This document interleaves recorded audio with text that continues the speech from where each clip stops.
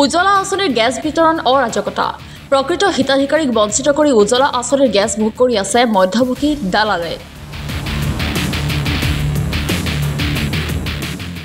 এই অভিযোগ বঙাইগাঁও জিলাৰ হাকতোলা মোনাকোছাৰ এগৰাকী উজ্জ্বলা আঁচনিৰ পৰা বঞ্চিত প্ৰকৃত হিতাধিকাৰীৰ।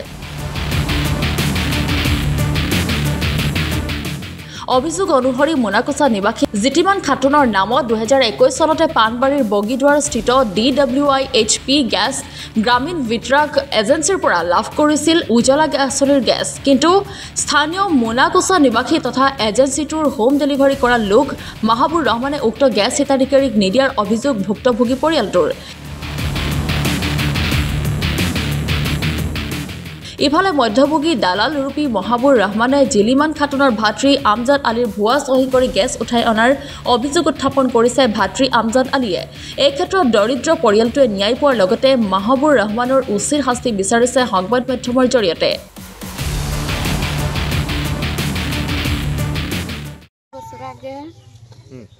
মহাবুরের গ্যাসের কাগজ জমা দিচ্ছি, গ্যাস হচ্ছে পানবাড়ি পড়ছে, সেই গ্যাস মহাবুর আইনা বেচা খাইছে, এখন গ্যাসের নিয়ে যাই গ্যাস দিব না, গ্যাস এনে নাই তুমি পানবাড়ি অফিসে যাই আনোগা, নাহলে তোমার ভাইয়ে বেচা খাইছে, গ্যাসের নিয়ে বারবার গেলে আমি ক্যাশ করে দেবো তোমার ভাইয়ের নামে। সরকারি গ্যাস ছিল? সরকারি গ্যাস। যখন আনতে যাও গ্যাস আনতে যাও তখন কি কিছু কয় নাকি মহাবুর নাকি? কয় বাচ্চায় বকর বকর করবা না, অফিসে যায় আর গ্যাস নিয়ে গালি পারছে। গ্যাসটোৰ প্ৰব্লেম মানে মাহাবুৰ নামৰ এজন ল'ৰা আমাৰ গাঁৱৰে, তেখেতে আজিৰ পৰা 4 বছৰ আগত এই গেছটো পাণবাৰী অফিচৰ পৰা ৰিচিভ কৰি লৈ আহিছে। লৈ অহাৰ পিছত আমি তাৰ ঘৰত প্ৰায় 1 মাহ 2 মাহ প্ৰায় 3 মাহ পিছত তাৰ ঘৰত যাওঁ যে গেছটো আমাক দিবা লাগে। তাই কয় তুমি অফিচত যোৱা, যাই কনজুমাৰ নাম্বাৰটো লৈ আহা। মই এদিনাখন মোৰ দিদিক লৈ মই পাণবাৰী অফিচত গৈছিলোঁ। যোৱাৰ পিছত মই কনজুমাৰ নাম্বাৰ আৰু অল ডকুমেণ্টছ মই ফটো মাৰি লৈ আহিছোঁ। লৈ অহাৰ পিছত তাইক মই দিছোঁ। দিয়াৰ পিছত তাই ক'লে যে 1 সপ্তাহ সময় লাগিব, 1 সপ্তাহ পিছত তুমি গেছটো পাবা।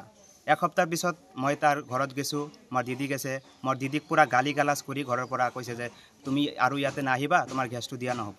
তাৰপিছত আমাৰ গাঁৱৰ কিছুমান মেম্বাৰক আমি অৱগত কৰোঁ এই কথাবিলাক। অৱগত কৰাৰ পিছত মেম্বাৰে তাক মাহাবুৰক কয় যে তুমি তাৰ নামৰ গেছটো লৈ আহিছা, কিয় আজিলৈকে দিয়া নাই?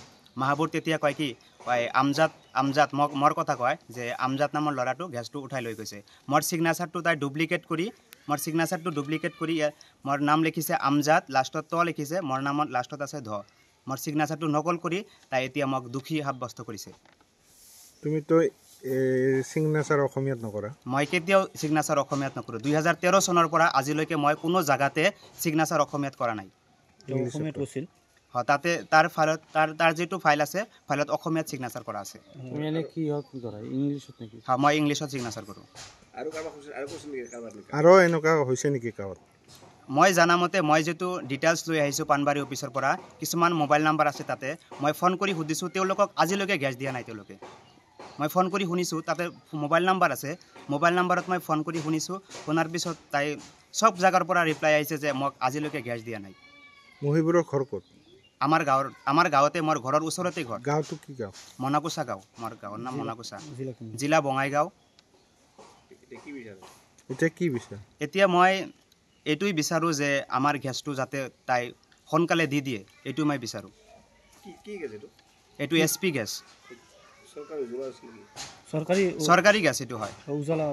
হয়, চৰকাৰী গেছ হয়, এইটো মানে প্ৰধানমন্ত্ৰীৰ এই যে উজালা আঁচনি গেছ, এই গেছটো আমাৰ গাঁৱৰ এটা ল'ৰা মাইকী মানুহৰ নাম হ'ল তাৰ জিলিমন খাতুন। ইয়াৰ গেছটো আজি 4 বছৰ আগতে ইয়াৰ নামত হৈছিল, কিন্তু এই গেছটো মাহাবুৰে 4 বছৰ হয় আনি মানে খাই বেচাইছে। কিন্তু এই মানুহজন যাওয়াৰ পাছত মানুহজনক কয় যে 1 সপ্তাহমান দেৰি কৰিব লাগিব। সেই 1 সপ্তাহ পাছত আৰু যায়, আৰু সি কয় যে আৰও 15 দিনমান জিৰাব লাগব এনেখন কৰতে কৰতে মানে এত অসহ্য কিমান যাব মাইকী মানুহ একটা ঘৰত কিমান যাই থাকো তো যাওয়াৰ পাছত লাস্টত মানে তাৰ একটা সৰু ভাই আছিল তাক লগত লৈ গেছে যাওয়াৰ পাছত সি কৈছে পানবাৰীত গৈছে যে তুমি যদি গ্যাস লবা খোঁজা আপনার তুমি পানবাড়ি যাওয়া পানবাড়িত গেলে তোমার গ্যাসের সন্ধান পাবা তার পাছত তার সৰু ভাইটা লইয়াতে পানবাড়িত গেছে যাওয়ার পাছত পানবাড়ির অফিসারে লিখিয়া দিছে যে এই গ্যাসটো মাহাবুরে উঠাই লৈ গেছে তো ইহঁতে গুচি আছে যদি গ্যাসটো উঠাই লৈ আছে তেনেহ'লে তাতো থাকার দরকার নাই এই ঘৰত গুচি আহি মাহাবুরে কৈছে যে গ্যাসটো তুমি লৈ আহিছা হ্যাঁ তুমি গ্যাসটো ইয়াক দিয়ে দিয়া এতিয়া কৈছে যে গ্যাসটো এই জ্বলীয়া আমজাদ আলীক কৈছে যে গ্যাসটো তক দিছোঁ মিছাও কৈছে আৰু মিছা কথা কৈছে আৰ কি মিছা কথা কইয়া মানে ইয়াক ফাঁসাব তো এতিয়া আপোনালোকৰ ওচৰত আমি গাঁৱৰ মানুহে কৈ আছোঁ ইয়াৰ উচিত শাস্তি ভোগ কৰিব লাগে আৰ গ্যাসটো এই দুখীয়া ল'ৰাজনক যাতে পায় আৰ কি এই ব্যবস্থাটো আপোনালোকৰ কাছে আমাৰ অনুৰোধ এটা ডেলিভাৰি কৰে দিছে এইখিনি আমাৰ বক্তব্য গ্যাসটো আমাৰ লাগে